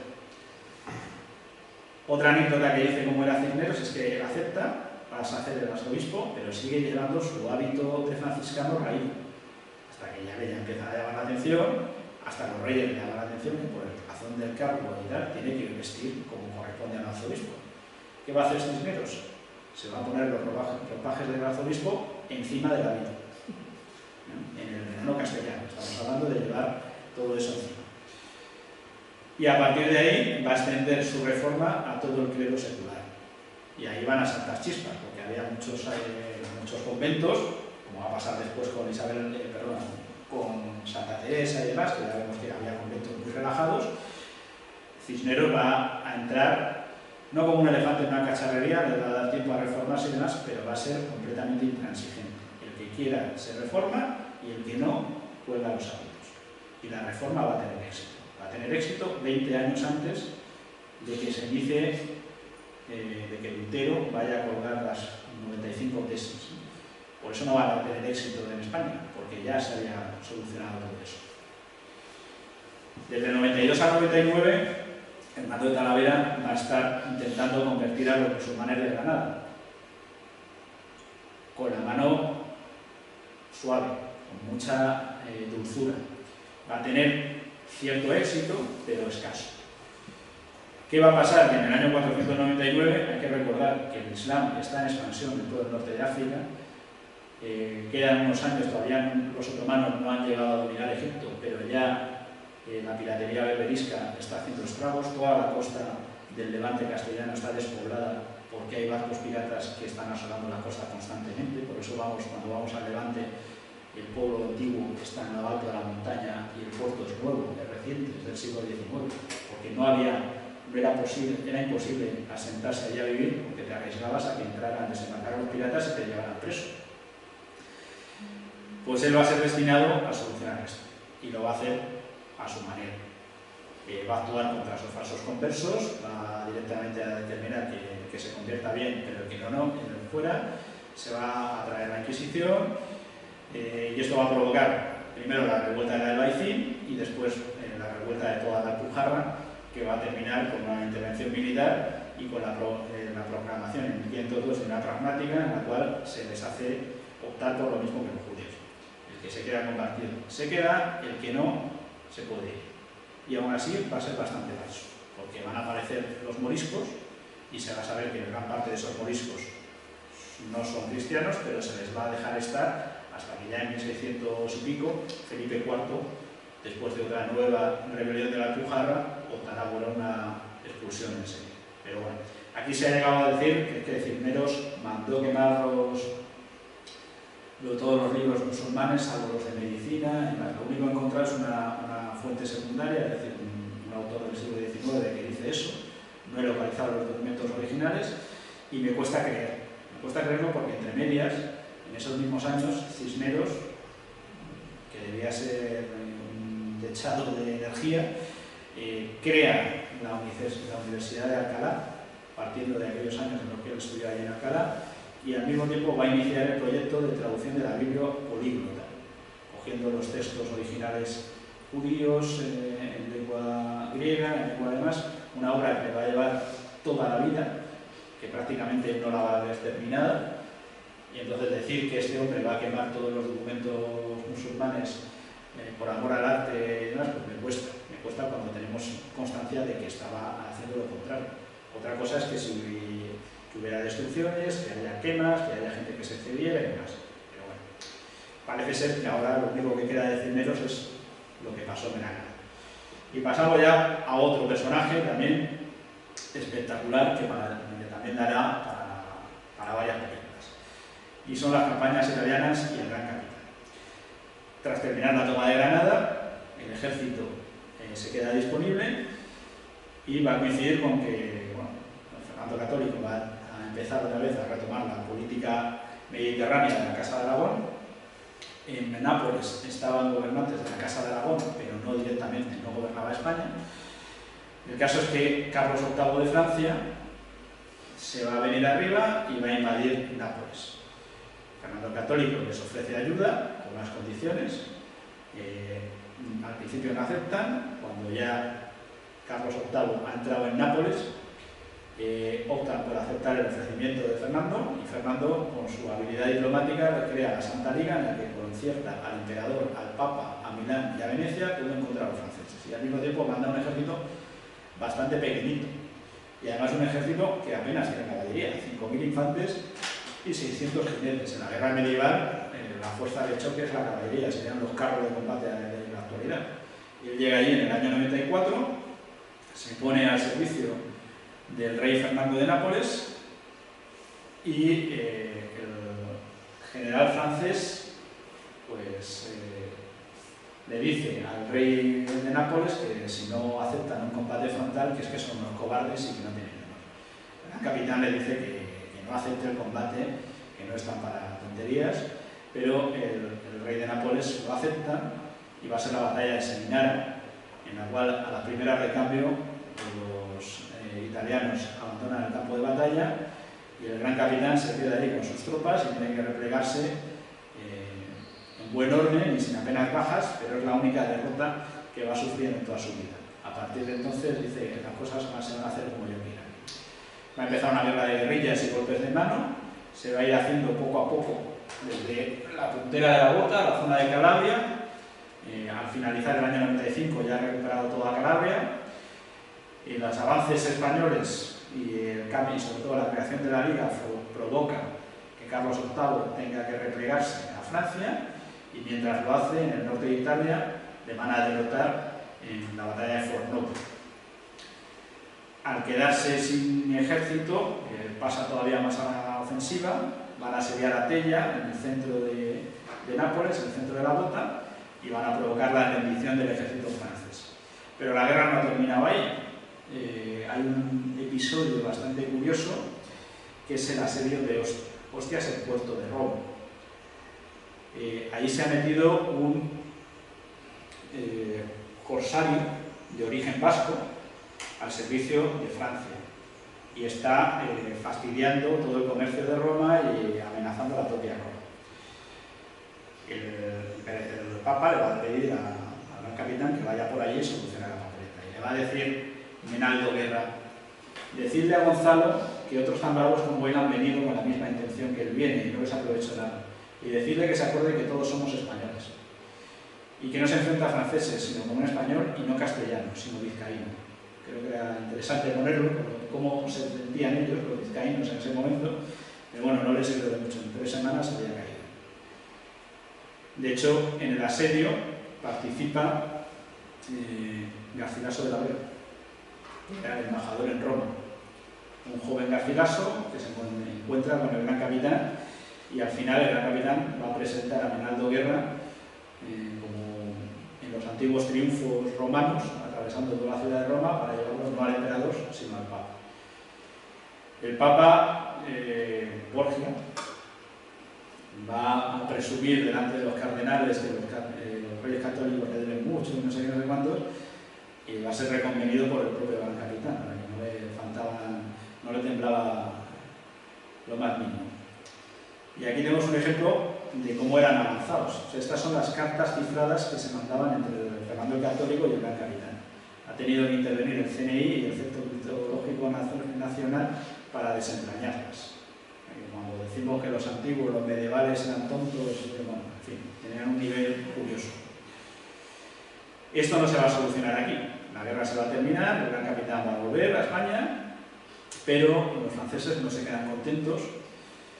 Y otra de las cosas que le achacan al rey católico es que era muy maquiavélico. De hecho, el príncipe de Maquiavelo, Maquiavelo lo escribe pensando en Fernando el Católico. Lo que pasa es que Fernando el Católico en este caso sabe que la monarquía que hay allí en Nápoles no se puede defender a sí misma, que los franceses van a volver a atacar, entonces los franceses le proponen dividir el reino y él, para ganar tiempo, se divide el reino con ellos. Pero ya sabe que esto al final va a terminar en la guerra contra los franceses.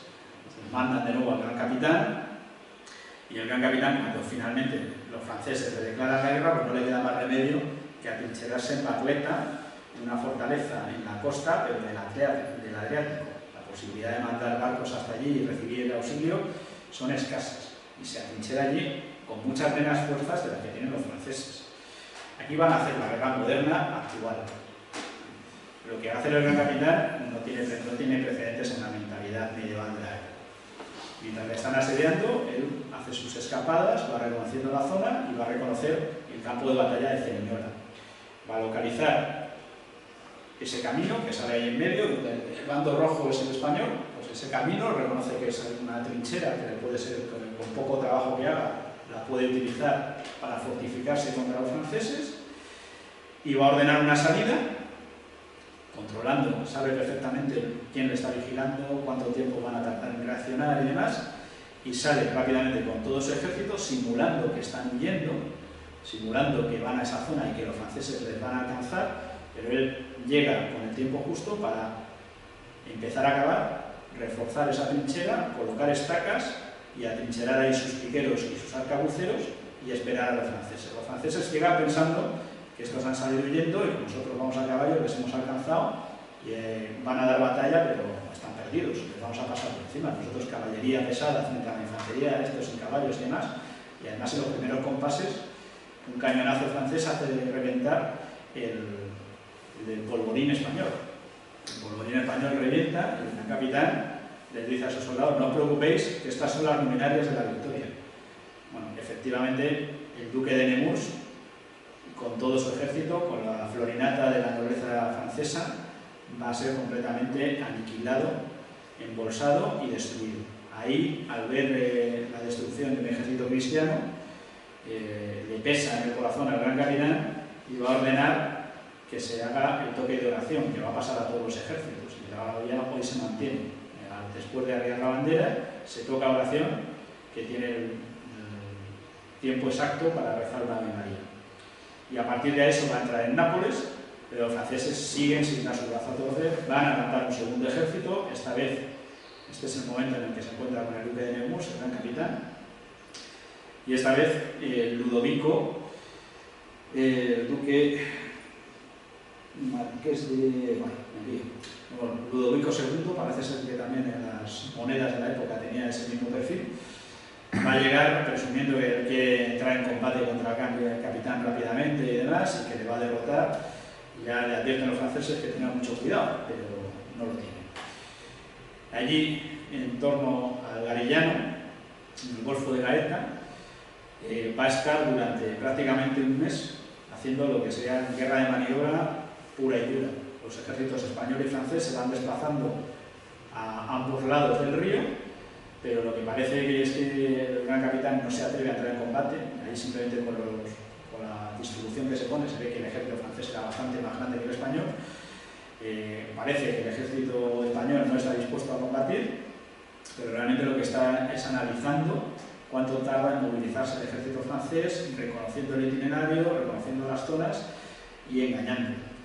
Entonces, en uno de esos, cuando los franceses han asentado su campamento junto de frente de la zona española, lo que va a hacer el Gran Capitán es moverse hacia el norte, a una zona que ya ha ocupado con sus jinetes, cruzan el río por la noche y les atacan en plena noche en su campamento sin que se hayan podido dar cuenta. A la segunda parte del ejército la sorprenden al día siguiente y provocan la huida del marqués de Saluzzo, que al final no le queda más remedio que refugiarse en Gaeta, que también se da rendida. Estamos hablando de combatir entre el 29 y el 31 de diciembre de 1503, cruzando ríos llenos de agua, y la batalla es completamente otra vez la superioridad de la infantería española sobre la caballería francesa queda demostrada y Francia se repliega. ¿Qué va a pasar aquí? Y ya cambio al marqués de Saluzzo, en este caso por Fernando el Católico, porque para mí una de las cosas más negras que tiene es la enemistad que tuvo en los últimos años con el Gran Capitán. A finales de 1504 muere la reina Isabel, se va a producir en este momento el episodio de las cuentas del Gran Capitán. Parece ser que el Gran Capitán tenía enemigos en la corte y le van a ir enemistando con Fernando el Católico, haciéndole pensar que se va a declarar virrey o gobernante independiente de Italia, cuando en la vida tuvo la más mínima intención de hacerlo. Es posible también que tuviera cierto resentimiento, porque el Gran Capitán es el general que él mismo, que Fernando el Católico no había podido ser. Las únicas intervenciones militares efectivas que tuvo pues no fueron tan brillantes como estas, ni lejos. Esto va a llevar a una caída en desgracia. A partir de 1507 se le quita el título de virrey, se le manda de vuelta a España y se queda en la zona de Granada languideciendo y sin volver a ser utilizado, incluso con derrotas, ¿no? En 1512 está la derrota de Rávena, en 1510 hay una derrota en Yerba, pero esto no hace que Fernando el Católico le recupera y le vuelva a llevar a la corte. De hecho, el rey de Francia, que ya había sido derrotado por él, consigue fomentar esta enemistad y consigue el compromiso de Fernando el Católico de que no vuelvan a combatir contra los franceses. Nos queda la pregunta de qué habría pasado si hubieran vuelto a combatir, porque lo mismo, si en 2 campañas llega a hacerse con todo el sur de Italia, en la tercera a saber hasta dónde llega. Curioso, dato importante de cómo era el Gran Capitán. En todo ese tiempo, esos 10 años que estuvo en Italia, no se le conoce ni el más mínimo amorío en Italia. Era un hombre de una pieza importante. Y esta es la tumba actualmente del Gran Capitán. Él se hizo enterrar en el monasterio de los Jerónimos, en la ciudad de Granada, una ciudad que siempre defendió el dogma de la Inmaculada. Y la tumba, por desgracia, fue profanada por los franceses durante la francesada, en 1809. Se dedicaron a llevarse sus huesos por aquí y por allá. ¿Qué pasa también entre medias? Pues nos encontramos con los viajes de Colón. El segundo viaje, estos 2 primeros, el segundo y el tercero, Colón es el almirante de la Nueva Océana y mantiene los títulos de gobierno. En el segundo va a recorrer todas las Antillas, se va a fundar definitivamente la Española, la ciudad de Santo Domingo, aunque luego tendrá que ser abandonada. El tercero, llegan a la zona de Venezuela y vuelven a la Española. Aquí se le va a acusar de mal gobierno, incluso de tiranía, y va a ser cuando la reina tenga que mandar ahí a un inquisidor, a un pesquisidor a ver qué está pasando, y Cristóbal Colón se le va a retirar de su puesto, se le va a tomar preso inicialmente, pero luego va a ser el que se va a negar a que le quiten las cadenas en todo momento. Pero la realidad es que lo que se había pactado había dejado de tener sentido cuando se empieza a ver las dimensiones que tiene el continente americano, y sobre todo cuando se empieza a ver que Cristóbal Colón, todo lo bueno que es navegando, no lo es como gobernante. Esto va a degenerar después en los préstamos colombinos, y no es cierto tampoco que Cristóbal Colón vaya a morir en la más absolutamente pobreza ni todo eso.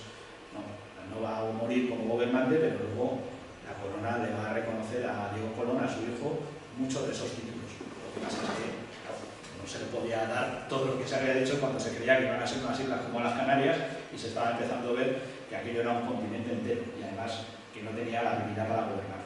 Y el cuarto viaje, que es ya después de que ha sido juzgado en 1502, se le ha juzgado, se le han quitado los títulos, pero aún así la corona financia este último viaje, este cuarto viaje, ¿no? Que va a llegar ya al istmo de Panamá, gran parte de Yucatán, y empieza a sospechar que ha descubierto algo mucho más grande, pero él nunca va a saber qué es el continente americano. aquí tenemos el mapa de Juan de la Cosa, el primer mapa mundi, hacia 1501, y un cuadro en el que representa su fallecimiento en Valladolid, que bueno, el problema que tuvo es que murió cuando todavía no se habían podido resolver esos pleitos y no se le pudo reconocer todo lo que había hecho.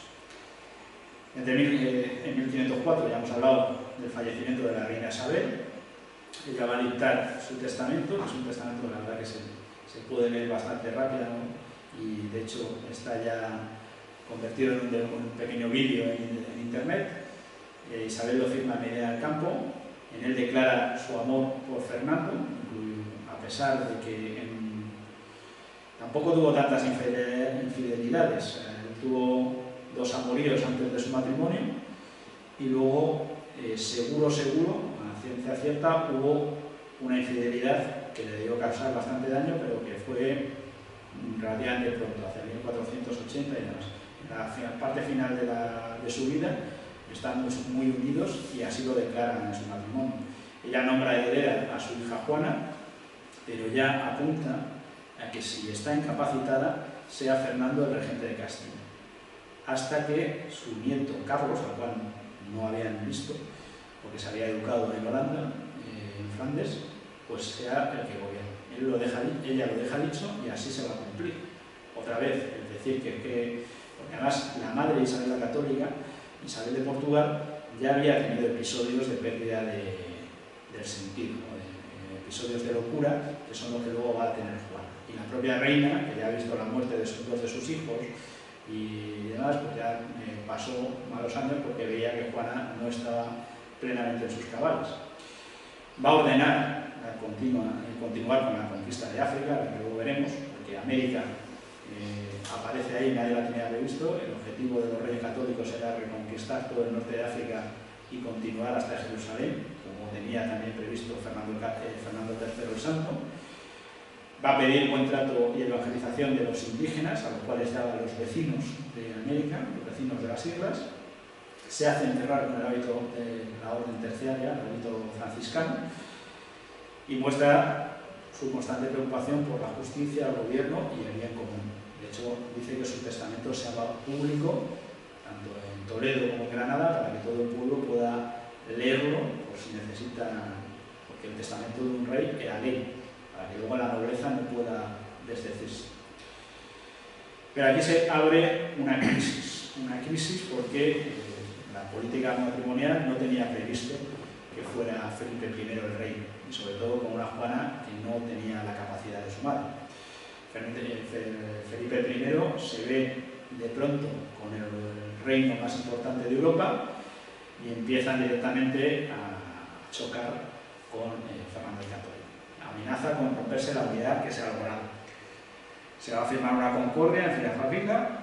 Fernando se retira del gobierno castellano porque evidentemente la nobleza castellana, o gran parte de ella, aspira a revertir la situación de lo que han hecho los reyes católicos, pero providencialmente en septiembre de 1506 pues Felipe el Hermoso muere en Burgos después de un partido de pelota.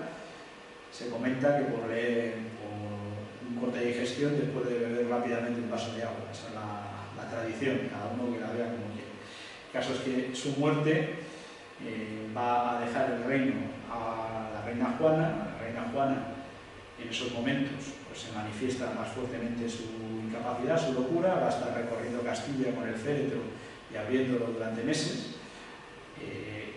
El príncipe Carlos no está en condiciones de gobernar y ahí temporalmente va a hacer la aparición la figura estelar del cardenal Cisneros, que va a poner orden entre la nobleza y va a mantener el gobierno hasta el regreso de Fernando el Católico, que se va a producir a finales de 1506.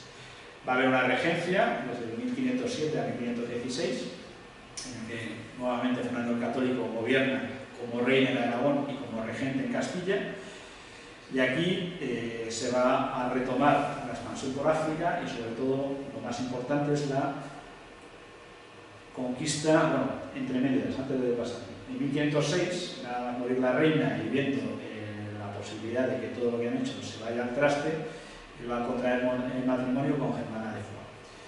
Eso también provoca que gran parte de la nobleza de Aragón, que tampoco les gusta la unidad de España, la abdicación y que pierden poder, pues van a intentar por todos los medios que nazcan hijos para volver a dividir todo esto. Y al final, Fernando el Católico pues va a manejar bastante bien la situación, porque la corona no va a pasar a su descendencia congermana, sino que va a pasar a Carlos. Va a producirse esta guerra en Navarra, que Navarra tiene una parte pro-francesa y otra parte pro-española. La parte son los franceses los que están intentando meterse allí por todos los medios, pero la invasión de Navarra, aunque ahora mismo los separatistas vascos lo venden como la anexión y la imposición del castellano y demás, el caso es que se hace en 3 semanas. O sea, fue un paseo militar, no porque los ejércitos fueran muy grandes, sino porque Pamplona y todos los navarros de esta zona no querían nada que ver con Francia y estaban deseando integrarse en este gran proyecto hispano. Por eso se consigue, a base del segundo duque de Alba, Fadrique Álvarez de Toledo, en 2 semanas han ocupado todo Navarra. Bueno.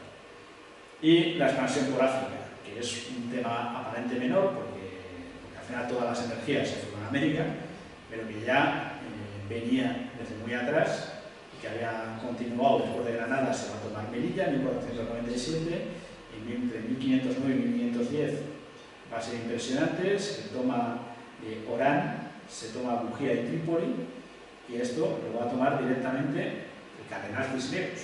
El cardenal Cisneros, como ve que Fernando el Católico no tiene mucho interés en mantener la expansión por África, él le propone: Majestad, ya la pago yo, la expedición, y ya con 70 años organiza un ejército, lo pone a las órdenes de Pedro Navarro, que era el general, y toma Orán en una mañana, vamos, en nada. Y va a seguir hasta con, eso ya no el gran capitán, sino este Pedro Navarro, con la expansión por Argel, Bujía, Trípoli, y una derrota bastante sonada en la isla de Yerba, en Túnez, en 1510, y ahí ya esta expansión por África se va a paralizar, aunque se va a mantener durante mucho tiempo. Al mismo tiempo, se va produciendo la expansión por América. En esta primera fase en la que está el gobierno de Colón, pues hay distintas expediciones a las costas de Venezuela, Brasil, y el célebre viaje de Américo Vespuccio, del cual va a aparecer el nombre de América, y una segunda fase en la cual ya se nota Francisco de Bobadilla, ese pesquisidor que va a traer de vuelta entre cadenas a Cristóbal Colón, que va a morir muy rápidamente, y sobre todo la expedición de Nicolás de Obando. Esa expedición de Nicolás de Obando ya traslada a 2.500 colonos, y ahí va a haber gente importantísima: Diego Velázquez, Ponce de León, Diego Velázquez, que luego va a hacer la conquista de Cuba. Ponce de León va a ser la exploración de la Florida. Junto a Diego Velázquez va un jovencísimo Hernán Cortés. Jerónimo de Aguilar va a ser un náufrago español en una de estas expediciones. Va a quedar abandonado a su suerte en tierra firme, en la que es el Yucatán, hacia 1510, y 9 años más tarde va a ser el intérprete de Cortés. Esos 9 años que va a estar el señor preparando lo que va a ser después el viaje de Hernán Cortés. Núñez de Balboa en 1513 llega a cruzar Panamá hasta el Mar del Sur. Hay que decir que la zona de Panamá es una zona prácticamente intransitable, que hoy en día es prácticamente imposible cruzarla, pues los españoles cruzamos llevando los barcos a hombros, atravesando naves, llevando para poder navegar por el Pacífico, y junto a Balboa hasta Pizarro. Y en 1512, ya con la reina Isabel muerta, ven la luz las leyes de Burgos. Las leyes de Burgos, que son para unos el preludio de los derechos humanos y para otros algo que nunca se aplicó. Bueno, nunca se aplicó, pero allá donde se aplicó hay indígenas. Donde se aplica el derecho castellano en América sigue habiendo indios. Donde no se aplicó el derecho castellano no queda un solo indio. Y llegamos ya a la muerte de Fernando el Católico, cuando su nieto estaba en Flandes y tiene que asumir el gobierno, por enésima vez, el cardenal Cisneros. Otra vez la nobleza ve la oportunidad de revertir todo lo que está pasando. Además, el jovencísimo Carlos no tiene ni idea de a dónde va. Sus consejeros son todos de Flandes, son flamencos, y otra vez, todo lo que han hecho la obra de los Reyes Católicos amenaza con colapsar. Cisneros, en esos últimos años de su vida, pone orden en Castilla, nadie se subleva contra el cardenal Cisneros. Hay un momento en el que parece que le tratan de amedrentar, y es cuando los nobles castellanos le interpelan diciendo que cuáles son tus poderes cuando tú no eres el regente, nadie te ha nombrado regente. Y él sale a un balcón y están haciendo instrucción ahí la artillería y las tropas castellanas y le dicen: estos son mis poderes. Y a partir de ahí se acaba la discusión. Mantienen el orden hasta que llega Carlos, y Carlos le despide con una carta en la que no se sabe si llegó a leer. El cardenal Cisneros se pone en marcha para recibir a Carlos I en Tazones, en Asturias, que es donde llegó, pero a mitad de camino, en Roa, en Castilla, se siente mal y fallece, probablemente antes de leer la carta que le ponía Carlos I, en la cual sus válidos flamencos le despedían sin darle el más mínimo reconocimiento de lo que había hecho. Y ahí veremos qué está pasando en el mundo. 1517, batalla de Champotón, primer desembarco español en territorio maya, primer contacto con los sacrificios humanos que están ahí. Unos años antes, en 1487, en plena guerra de Granada, se produce la consagración del gran templo de Tenochtitlán. Se habla de 20.000 sacrificios humanos para consagrarlo. Al mismo tiempo, en 1517, Lutero publica en el norte de Alemania las 95 tesis, que van después a dar origen a la Reforma protestante y a la división de la civilización cristiana. En 1517, los turcos conquistan Egipto y crean un imperio unificando todo el Oriente Medio, que va a empezar a expandirse ya por Europa, y que unos años más tarde van a poner sitio a Viena. Y esa es la situación que se encuentra un jovencísimo Carlos V, y que no queda menos que poner este poema cuando hay que descubrir un nuevo mundo, o hay que domar al moro, o hay que medir el cinturón de oro del Ecuador, o alzar sobre el profundo espanto del error negro que pesa sobre la cristiandad el pensamiento, que es amor en Teresa y es claridad en Trento, cuando hay que consumar la maravilla de una nueva hazaña, los ángeles que están junto a su silla miran a Dios y piensan en España. Pues todo eso que va a hacer Carlos I tiene sus raíces en los Reyes Católicos. Y no hay más que ver cómo empezaba este episodio, con una Castilla pidiendo la intervención divina para poner orden en su situación, y menos de 50 años después, en lo que se ha convertido en aquel reino que ya sí que es claramente la primera potencia de Europa y que todavía está por dejar sus mejores años. Pero bueno, todo eso no habría tenido sentido sin conocer quienes llevan a España a esa situación. Ese gran capitán, ese cardenal Cisneros, que no se le va a reconocer la santidad por esas intervenciones que tuvo, como pasa con Isabel la Católica, pero que a raíz de la reforma que él hace surge todo ese semillero, ese ramillete de santos, con Santa Teresa, San Juan de la Cruz y tantos más. Lo mismo pasa con los tercios. El gran capitán no deja nada por escrito, y de hecho algunos de los generales se lo recriminan. Pero todo eso da a luz después, con el gran duque de Alba, la aparición de los tercios, que durante 150 años no van a tener rival en Europa. Y así podríamos seguir con todo. Las letras, la semilla que siembran con la gramática nebrija, va a dar a luz el siglo de oro primero con Garcilaso, que de hecho a Lope de Vega iba a decir que si Garcilaso volviera sería su paje, pero todo esto tiene sus inicios aquí. Por eso creía que era fundamental dedicarle una sesión íntegramente a los Reyes Católicos. Y nada más, tampoco ha sido tan breve.